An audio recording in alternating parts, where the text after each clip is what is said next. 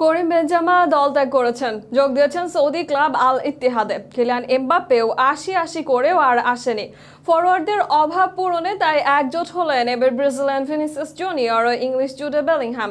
এই দুয়ের গড়ে ওঠা জুটিতে দারুণ ছন্দে রিয়াল মাদ্রিদ। প্রথম দুই ম্যাচে এই জুটির পারফরমেন্স নিয়ে বিস্তারিত থাকছে প্রতিবেদনে।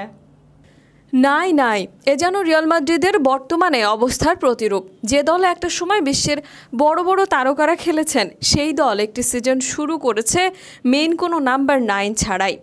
করিম বেনজেমা ছাড়ার পর এই জায়গাটা শূন্য হয়ে যায়। মার্কেটে এমবাপ্পে আসার গুঞ্জন থাকায় অন্য কোনো স্ট্রাইকারের দিকে যায়নি রিয়াল মাদ্রিদ। শেষ পর্যন্ত এমবাপ্পে থেকেছেন পিএসজিতে, বাকি অপশনরাও নানা দলে চলে গিয়েছেন।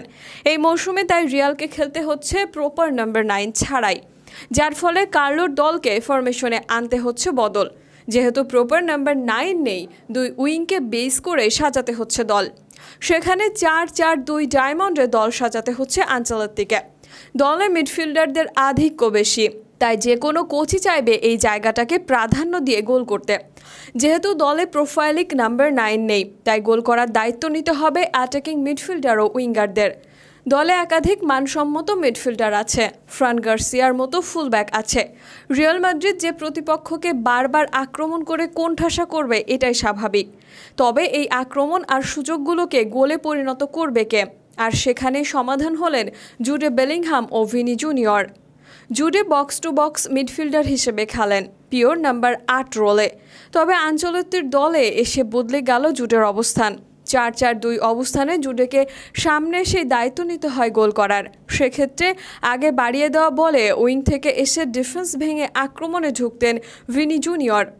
এবার সে সুযোগ থাকছে না, তাকে খেলতে হবে মাঝে, করতে হবে গোল। সে যাত্রায় সফল এই খেলোয়াড়। এই সিজনে মাত্র 2 ম্যাচে জুডে বেলিংহাম স্কোরশিটে নাম লিখিয়েছেন 3 বার। দুর্দান্ত গোল, রিসিভিং, পারফেক্ট ফিনিশিং, বল কন্ট্রোলে জুডে বেলিংহাম যেন সর্বোচ্চ নাম্বার অর্জন করবেন।